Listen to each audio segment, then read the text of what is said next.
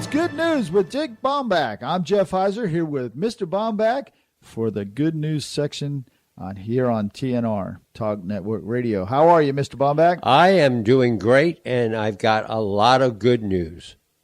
I hear that you have something very special for us starting over, I guess, today, this week, and the next several weeks. Yes.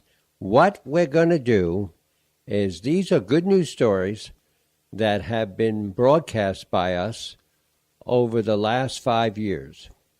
And the first person to contact either TNR or me at spacecoastcityguide@gmail.com with the year of these stories will get a Apple gift card.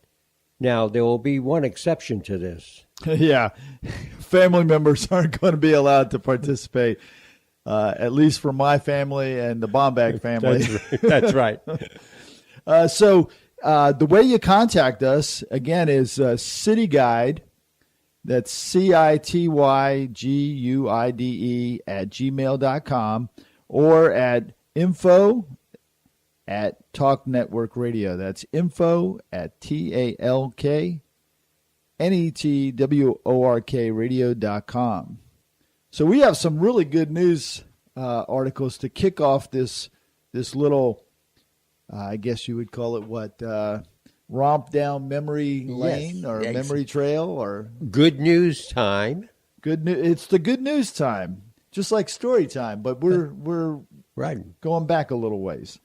So the first one you have is homeless man saves girl from attempted abduction.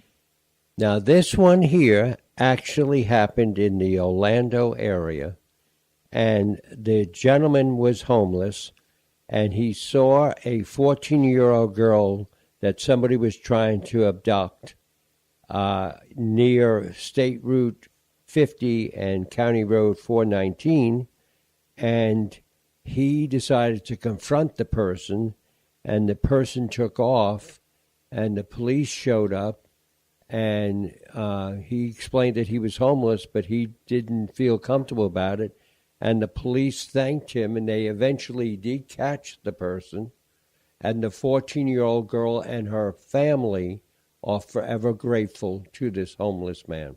Wow. Now, this brings up an interesting, I don't want to say dilemma with our contest, but there's been several of these that have happened over the years. So how are we going to know if they're calling in with the right one for the right year? Well, they're going to have to give us probably the month and the year. If they do that, then we're in good shape. Okay. That sounds good. Or maybe something very specific to the story. Right. Exactly.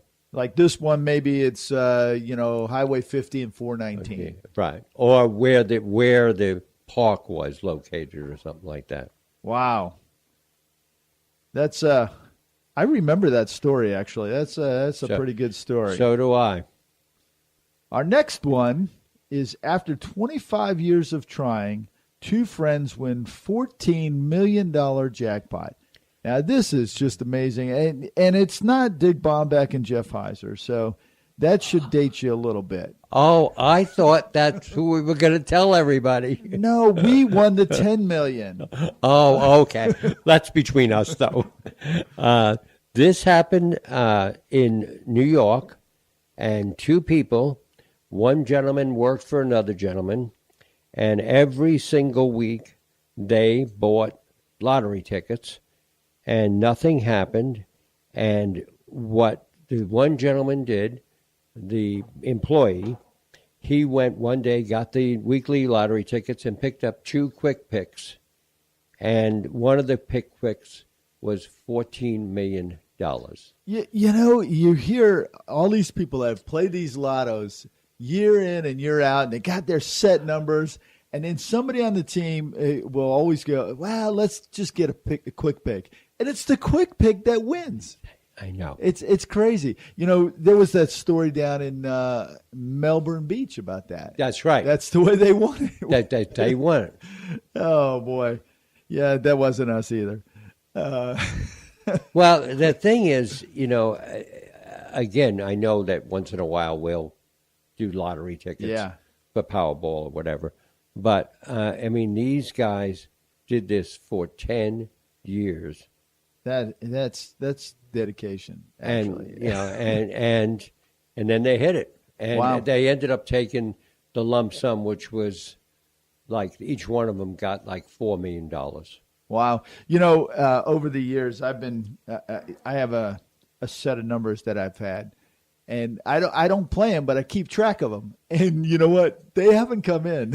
I'm the At same all. way, but once in a while I'll play the numbers with my fingers crossed. Yeah. When I feel like it's time, you know, like maybe I might do it, but most of the time it just doesn't feel right to me. So the next story you have for this particular year is at 102, she changes oil, spark plugs on her 82-year-old car. Now, I have to say, this is not about my Aunt Joan. Okay. All right. We got that. Okay. This lady is named Margaret Dunning, and she bought a 1930 Packard in 1949. And she liked the smell of gas, and so she decided that she's just going to always change the oil and fix the spark plugs. And she did it, and she was 102, and for all we know, Margaret could still be doing it. That or she could still be sniffing gas. That's very true. Yeah, and that's very true. And just so people know, a little tip, she was from Michigan. From Michigan. Now, you know, it's funny what you said about the gas. She liked the smell of gas. I wonder if that had anything to do with her longevity of 102 years old. Well, maybe. I mean, and did I ever share my good news story about an older car? No. When I was working up in Nashville, a friend of mine and I decided we wanted to buy an antique car.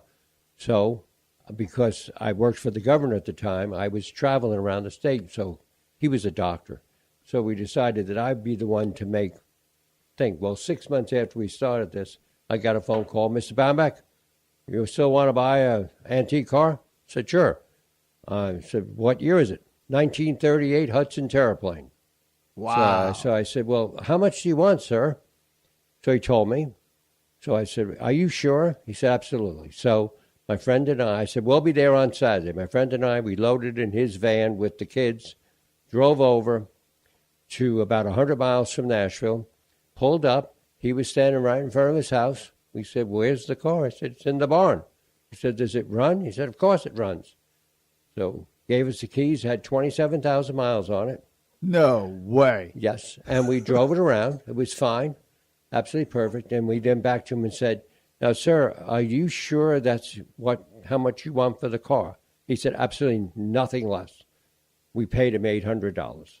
Holy smokes. Now, the rest of the story, the good news for him, as we're leaving, he says, boys, can I shake your hand? We said, sure.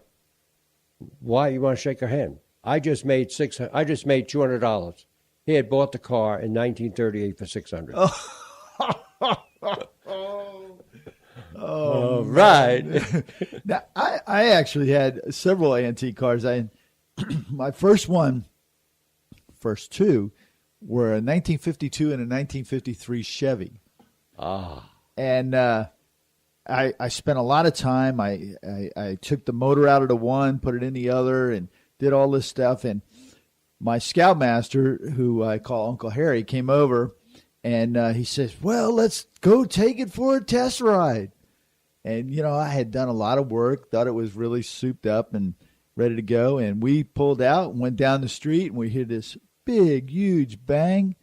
And we thought it was a backfire, and it was the motor. That was the end of that. Oh. And I had just spent 6 months working on this car, and that was it.